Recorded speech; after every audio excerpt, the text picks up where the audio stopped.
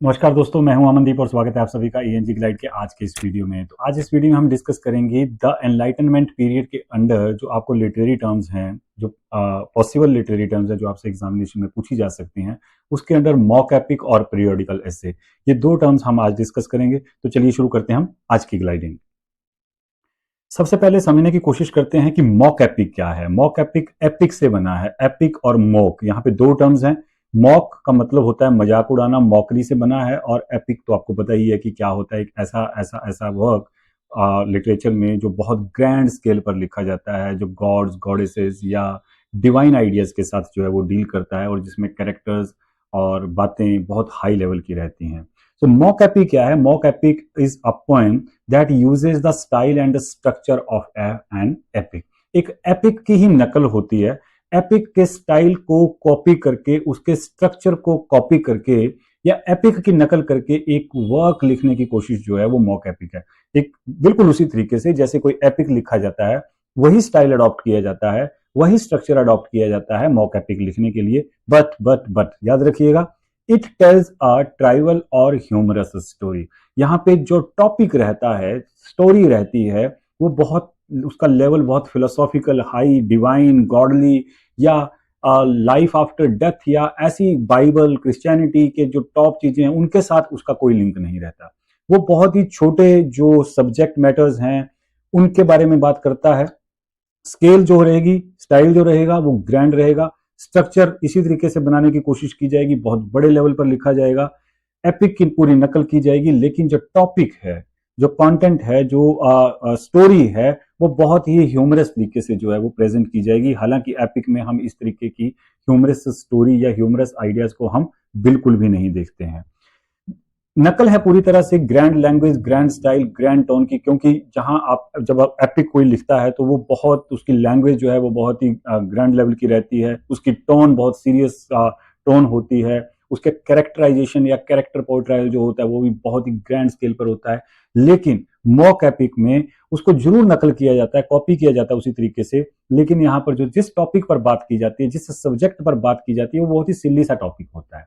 वो ऐसा divine topic होता ही नहीं है कि उसमें किसी बड़े लार्ज स्केल पर, लार्ज स्केल के तरीके से ग्रैंड लैंग्वेज, ग्रैंड स्टाइल के साथ उसको प्रेजेंट करने की जरूरत हो। लेकिन यहाँ राइटर्स क्या करते हैं? नकल करते हैं एपिक की। टेक्निक्स, स्टाइल, स्ट्रक्चर, सब कुछ एपिक वाला कॉपी करेंगे। लेकिन जो सब्जेक्ट मैटर होगा वो उस लेवल का नहीं होगा। सब्जेक्ट मैटर बहुत ही सिंपल हो सकता है, सोसाइटी के साथ रिलेटेड हो सकता है।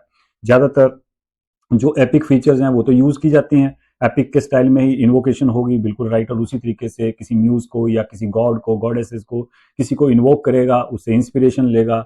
बैटल्स दिखाई जाएंगी बड़ी बड़ी, जैसे होमर ने या वर्जिल ने जिस तरीके से अपने उसमें दिखा रखी हैं, एपिक्स में दिखा रखी हैं। और हीरोइक स्पीचेस हो सकती हैं कैरेक्टर्स की अपनी तरफ से, वो पूरी तरह से स्पीचेस देंगे बिल्कुल उसी तरीके से जैसे एपिक में देते हैं। लेकिन यहाँ पर जो उसका लेवल है वो उतना हाई नहीं रहेगा। इसका पर्पज ही क्योंकि मॉक एपिक का बिल्कुल अलग होता है। एपिक की नकल की जाती है, एपिक स्टाइल में बताने की कोशिश की जाती है, लेकिन बेसिक पर्पज उसका उस मॉक एपिक के थ्रू उस कैरेक्टर को या उस आइडिया को बेसिकली उसकी मॉकरी करने की बात जो है वो टारगेट होता है।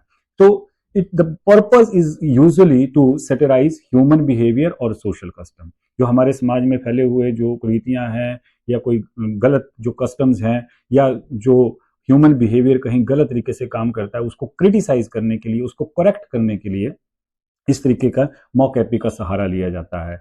जनरली सेटराइज करने के लिए इसको जो है वो यूज किया जाता है। It blends high style with low subject. Style बहुत हाई होगा लेकिन सब्जेक्ट मैटर बहुत ही लो होगा।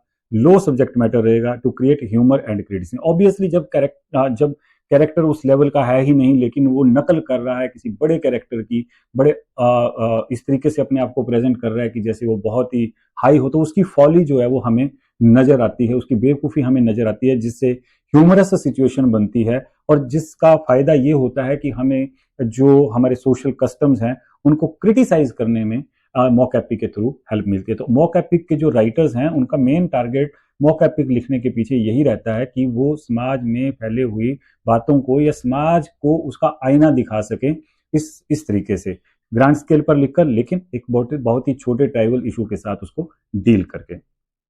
एग्जाम्पल्स की बात करें तो एलेक्जेंडर पोप का the Rape of the lock इसका बहुत ही फेमस एग्जाम्पल है। इसमें बहुत ही एपिक तरीके से, एपिक स्टाइल के साथ एक लेडी है ब्लिंडा, जिसके हेयर कट के बाद जो उसका जो सारा सिनेरियो होता है उसके बारे में है। तो बेसिकली ये जो मॉक एपिक है the Rape of the lock, ये मॉकरी है अपर क्लास सोसाइटी की। तो कंटेम्प्रेरी पीरियड था, कंटेम्प्रेरी जो सोसाइटी थी अलेक्जेंडर पॉप की, वो फैशनेबल सोसाइटी जो थी उसकी उसको उसको आईना दिखाने के लिए, उसको उसको बताने के लिए जो है वो अलेक्जेंडर पॉप ने the Rape of the Lock लिखा। जॉन ड्राइडन की मैक फ्लेक्नो है, he uses the epic form to mock a bad poet. अब डायरेक्ट नहीं कह सकता तो उसने मैक फ्लेक्नो का सहारा लिया और ही शोड हाउ कैसे वो एक उसको एक फुलिश हीरो के रूप में, एक डल हीरो के रूप में मैक फ्लेक्नो में जॉन ड्राइडन ने उसे प्रेजेंट किया है।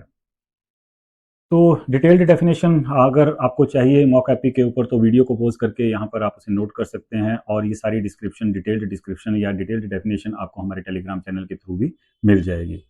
नेक्स्ट टर्म जो इस वीडियो में हम डिस्कस कर रहे हैं वो है पीरियोडिकल एसे। पीरियोडिकल एसे दो टर्म से बना है, अगेन एक पीरियड या पीरियोडिकल और दूसरा है एसे। एसे क्या होता है?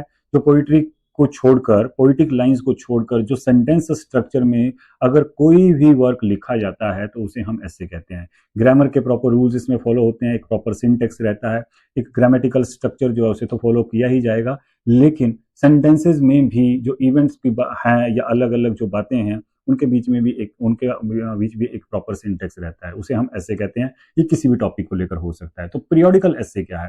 पीरियोडिकल ऐसे, पीरियोडिकल का मतलब होता है थोड़े थोड़े समय के बाद।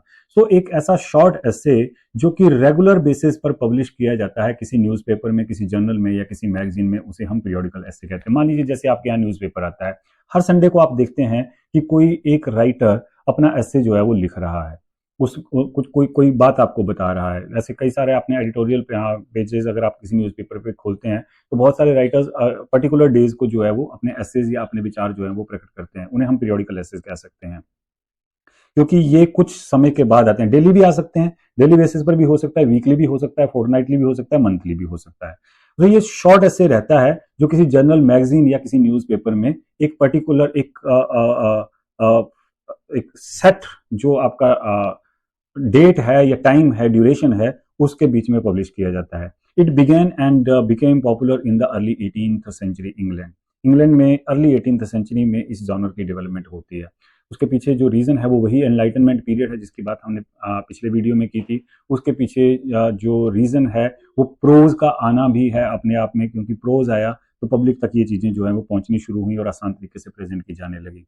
It's aim was to improve public taste, manners and morals through short thoughtful writing. देखिए पोइट्री को समझना हर किसी के बस की बात नहीं होती है, तो कोई पढ़ता भी नहीं है, सब ज़्यादा लोग नहीं पढ़ पाते हैं क्योंकि उसे समझ नहीं पाते, फिर उन्हें किसी और इंसान का सहारा लेना पड़ता है उस चीज़ को समझने के लिए। लेकिन प्रोज क्योंकि बिल्कुल जनरल लोकल लैंग्वेज में, नॉर्मल लैंग्वेज में लिखा जाता है, तो जो भी आइडिया प्रोज के थ्रू कम्युनिकेट किया जाता है वो लोगों को इजीली समझ में आता है। तो पब्लिक का जो टेस्ट है उसको इम्प्रूव करने के लिए अलग अलग टॉपिक्स के ऊपर 18th सेंचुरी में इस तरीके से जो ऐसे है वो जब डेवलप हुआ तो उससे जर्नल्स के माध्यम से या मैगजीन्स के थ्रू जो है वो लोगों तक पहुंचाया गया, ताकि लोगों का भी टेस्ट जो है उन चीज़ों में डेवलप हो सके, उन्हें मोरालिटी की एग्जैक्ट समझ आ सके, और जो थॉटफुल राइटिंग क्या है, how to think and what to think and how to understand this society and culture and the governments as a whole, उस चीज के लिए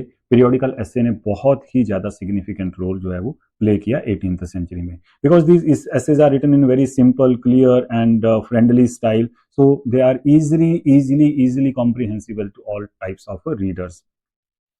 18th सेंचुरी में क्या था कि कॉफ़ी हाउसेज की भी जो है वो कुछ सेटअप होते हैं, लोग वहाँ जाते हैं, एक नया ट्रेंड, एक नई कल्चर का जो है वो हमें उस समय पर देखने को मिलती है। तो जो एवरीडे लाइफ की जो सिचुएशंस हैं या रोज़मर्रा की जो हमारे बातें हैं, काम हैं या ह्यूमन बिहेवियर है, एजुकेशन को लेकर, रिलीजन को लेकर, पॉलिटिक्स को लेकर, गवर्नमेंट को लेकर, सोशल कस्टम्स को लेकर, रीति रिवाजों से लेकर फैशन को लेकर, हर चीज़ के बारे में ऐसे जो है वो समय समय पर जो है वो राइटर्स के द्वारा लिखे जा रहे थे। लाइफ के बारे में भी लिखे जा रहे थे, हाई लेवल टॉपिक्स के ऊपर भी, फिलोसफी पर भी ऐसे लिखे जा रहे थे, लेकिन जो नॉर्मल रोजमर्रा की हमारी जो लाइफ थी उससे रिलेटेड जो टॉपिक्स हैं उनके ऊपर भी बहुत सारी बातें जो इन एसेज में की जा रही थी। Use of reason and logic to teach people. Periodical essays को पब्लिश करने के पीछे 18th सेंचुरी में एक बड़ा रीजन ये भी था कि ये जो राइटर्स थे, थिंकर्स थे, फिलोसोफर्स थे, सोशल रिफॉर्मर्स थे, ये लोग चाहते थे कि आम लोगों तक इनकी बात जो है वो पहुंचे। सो पीरियोडिकल एसेज या ये जर्नल्स के अलावा और कोई चीज इतनी बढ़िया हो ही नहीं सकती थी 18th सेंचुरी में जिससे वो अपनी बात को वहां तक पहुंचा सके, क्योंकि उस टाइम पर ना तो मोबाइल था, ना फोन था, ना टीवी था, ना रेडियो था, या ऐसी कोई चीज नहीं थी। सिर्फ राइटिंग्स हुआ करती थी, लेकिन सारी राइटिंग सारे लोग नहीं पढ़ते थे। लेकिन जिस तरीके से ये पीरियोडिकल्स चले, मैगजीन्स चली, और उसमें अलग अलग टेस्ट की अलग अलग बातें जो है वो इंक्लूड की जाने लगी, तो इससे क्या हुआ कि पीरियोडिकल ऐसे अपने आप में एक अलग जॉनर के रूप में जो है वो डेवलप हुआ। It created a new kind of reader. Obviously जब एक नई चीज आ रही थी तो एक नया रीडर जो है वो सामने आना बिल्कुल संभावित था। तो द एजुकेटेड मिडिल क्लास, क्योंकि लोगों में ज्ञान का संचार हुआ, लोगों को नॉलेज मिला, बहुत सारे अलग अलग टॉपिक्स पर लोग जो है वो पढ़ रहे थे, समझ रहे थे, बातें कर रहे थे, डिस्कशन कर रहे थे, और चीजों को समझने की कोशिश कर रहे थे। तो एक नई एजुकेटेड मिडिल क्लास जो है वो इस समय पर पैदा होती है, जो बाद में जाके रिवोल्ट भी करती है। It helped to spread enlightenment idea. तो सबसे बड़ी बात, एनलाइटनमेंट पीरियड के जो आइडियाज थे, इनलाइटनमेंट जो थी, रीजन, लॉजिक, साइंस, रैशनैलिटी, और जो तर्क के साथ हर बात को समझने की कोशिश, और ब्लाइंड फेथ बिल्कुल नहीं करना, इस तरीके का जो आइडिया है उसको स्प्रेड करने में periodical essays they played a very significant role in this. तो उस समय के अगर हम पीरियोडिकल्स की बात करें तो 1709 में हमें रिचर्ड स्टील का द टेटलर जो है वो शुरू होता है, और उसके बाद दो लोग मिलकर, एडिसन और स्टील मिलकर जो है दो स्पेक्टेटर चलाते हैं। इसके अलावा और भी कई सारे पीरियोडिकल जो हैं, जर्नल जो हैं, मैगजीन जो हैं, वो उस समय पर पब्लिश हो रही थी, लेकिन ये राइटर्स बहुत फेमस हो चुके थे अपनी राइटिंग्स की वजह से, और उन्होंने बहुत ज़्यादा सिग्निफिकेंट रोल प्ले किया in bringing this periodical essay up to the mark during the 18th century। तो पीरियोडिकल एसे की जो डिटेल्ड डेफिनेशन है वो यहाँ आप स्क्रीन को पॉज करके इस वीडियो को आप नोट कर सकते हैं। टेलीग्राम चैनल के थ्रू भी आपको ये डेफिनेशन जो है वो मिल जाएगी अगर आपने उसको सब्सक्राइब किया हुआ है तो आज के वीडियो में बस इतना ही। दो बाकी जो लिटरेरी टर्म्स हैं उनको लेकर आपको नेक्स्ट वीडियो मिलेगा। तब तक के लिए थैंक यू वेरी मच।